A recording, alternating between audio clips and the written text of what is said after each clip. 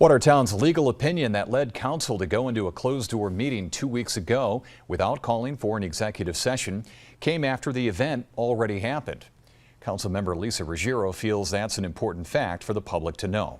Ruggiero telling 7 News Today that she was told by Eric Wagner, the city manager, that the legal opinion came last week.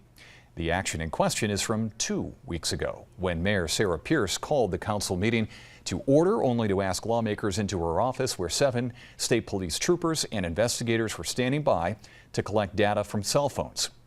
There was no executive session called, no member of the public or media in the room, and no legal counsel was in attendance. Monday at our digital news desk, Mayor Pierce defended the decision of not calling for an executive session, saying Watertown got a legal opinion from its lawyer that the meeting did not violate open meetings laws because no city business was being done. Councilmember Ruggiero disagrees, says it was city business, and criticizes Mayor Pierce for running a mayoral campaign of transparency and asking for no backdoor meetings, but claims that she did just that.